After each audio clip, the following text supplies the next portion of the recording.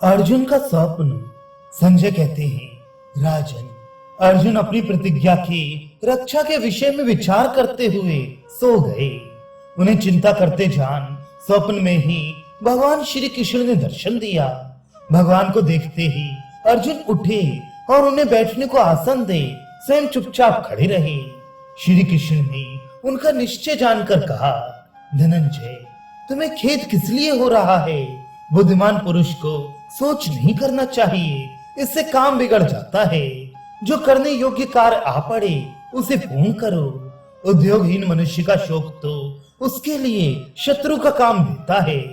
भगवान के ऐसा कहने पर अर्जुन ने कहा, केशव, मैंने कल अपने पुत्र के घातक जयद्रथ को मार डालने की भारी प्रतिज्ञा कर डाली है, किंतु सोचता हूँ कि मेरी प्रतिज्ञा तोड़ने के लिए कौरव निश्चय ही जयद्रथ को सबके पीछे खड़ा करेंगे। सभी महारथी उसकी रक्षा करेंगे। 11 अक्षौणी सेना में से जो लोग मरने से बच गए हैं, उन सब से घिरा हुआ जयद्रथ कैसे मुझे दिखाई देगा? यदि नहीं दिखा तो प्रतिज्ञा का पालन नहीं हो सकेगा, और प्रतिज्ञा भंग होने पर मुझ जैसा मनुष्य कैसे जीवन धारण कर सकता है? अब तो सारा उपाय केवल दुख देने वाला है, इसलिए मेरी आशा निराशा के रूप में परिणित हो रही है। इसके सिवा आजकल सूर्य जल्दी ही अस्त होता है। इन्हीं सब कारणों से मैं ऐसा कहता हूँ। अर्जुन के शोक का कारण सुनकर श्री कृष्ण ने कहा, पार्थ, शंकर जी के पास पाशुपत नामक एक दिव्य सनातन अस्त्र है, जिससे उन्होंने पूर्व काल में संपूर्ण दैत्यों का संहार किया था। यदि तुम्हें उस अस्त्र का ज्ञान हो तो अवश्य ही कल जयद्रथ का वध कर सकोगे। यदि उसका ज्ञान ना हो तो मन ही मन भगवान शंकर का ध्यान करो। ऐसा करने पर उनकी कृपा से तुम उस महान अस्त्र को पा जाओगी।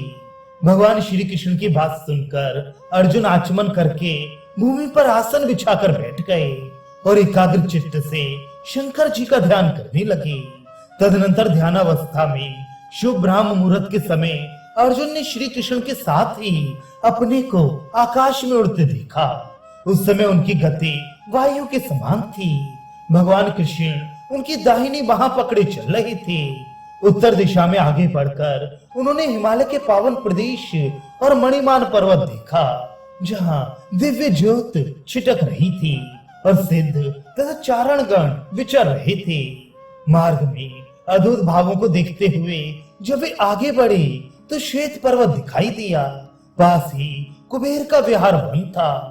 उसके सरोवरों में कमल खिले हुए थे। थोड़ी ही दूर पर अगाध जल से भरी हुई गंगा लहरा रही थी। उसके तट पर ऋषियों के पवित्र आश्रम थे। उसके आगे मंदराचल के रमणीय प्रदेश दृष्टिगोचर हुए, जहाँ किन्नरों के संगीत की स्वर लहरी सुनाई देती थी। इस प्रकार अनेकों दिव्य स्थानों को पार करने के बाद उन्होंने एक परम प्रकाशमान पर्वत देखा। उसके शिखर पर भगवान शंकर विराजमान थे, जो हजारों सूर्यों के समान दीप्यमान हो रहे थे। उनके हाथ में त्रिशूल था। मस्तक पर जटाजूट शोभा पा रहा था। गौर शरीर पर वलकल और मृग चर्म का वस्त्र लपेटे भगवान भूतनाथ पार्वती देवी के साथ बैठे थे। तेजस्वी भूतगण उनकी सेवा में उपस्थित थे। ब्रह्मवादी ऋषि दिव्य स्तोत्रों से उनकी स्तुति कर रहे थे। उनके पास पहुंचकर भगवान कृष्ण और अर्जुन ने पृथ्वी पर मस्तक टेक कर उन्हें प्रणाम किया। उन दोनों नर और नारायण को आया देख भगवान शिव बड़े प्रसन्न हुए और हंसते हुए बोले, वीरवरों, तुम दोनों का स्वागत है। उठो, विश्राम करो और शीघ्र बताओ तुम्हारी क्या इच्छा है। तुम जिस काम के लिए आए हो उसे मैं अवश्य पूर्ण करूंगा। भगवान शिव की यह बात सुनकर श्री कृष्ण और अर्जुन दोनों हाथ जोड़े खड़े हो गए और उनकी स्तुति करने लगे। भगवान, आप ही भाव शर्व, रुद्र, वरद, पशुपति, उग्र, कपर्दी, महादेव, भीम, त्र्यंबक, शांति और ईशान आदि नामों से प्रसिद्ध हैं। आपको हम बारंबार नमस्कार करते हैं। आप भक्तों पर दया करने वाले हैं। प्रभु, हमारा मनोरथ सिद्ध कीजिए।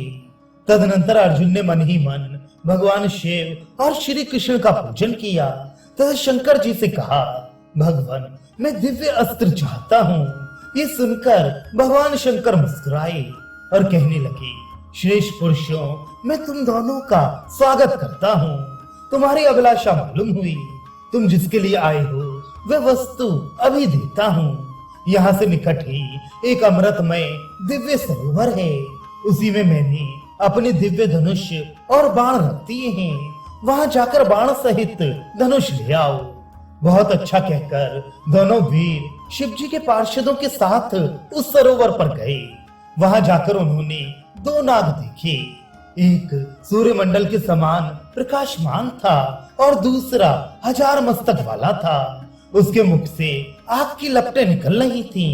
श्री कृष्ण और अर्जुन दोनों उस सरोवर के जल का आचमन करके उन नागों के पास उपस्थित हुए और हाथ जोड़कर शिव जी को प्रणाम करते हुए शतरुद्रीय का पाठ करने लगे। तब भगवान शंकर के प्रभाव से वे दोनों महानाग अपना स्वरूप छोड़कर धनुषवाण हो गए। इससे वे दोनों बड़े प्रसन्न हुए और उन दैदीप्यमान धनुषवाणों को लेकर शंकर जी के पास आए। वहां आकर उन्होंने वे अस्त्र शंकर जी को अर्पण कर दिए। तब भगवान शंकर की पसली में से एक ब्रह्मचारी निकला। उसने वीरासन से बैठकर उस धनुष को उठा लिया और उस पर विधिवत बाण चढ़ाकर उसे खींचा। अर्जुन ये सब ध्यान पूर्वक देखता रहा और उस समय शिव जी ने जो मंत्र पढ़ा उसे भी उसने याद कर लिया। तब उस ब्रह्मचारी ने उन धनुष बाण को पुनः सरोवर में फेंक दिया। तत्पश्चात शंकर जी ने प्रसन्न होकर अपना पाशुपत नामक घोर अस्त्र अर्जुन को दे दिया। उसे पाकर अर्जुन के हर्ष की सीमा न रही, उनके शरीर में रोमांच आया। अब वे अपने को कृतकृत्य मानने लगे। फिर श्री कृष्ण और अर्जुन दोनों ने भगवान शिव को प्रणाम किया और उनकी आज्ञा ले वे अपने शिविर में चले आए। ये सब कुछ अर्जुन ने स्वप्न में ही देखा था।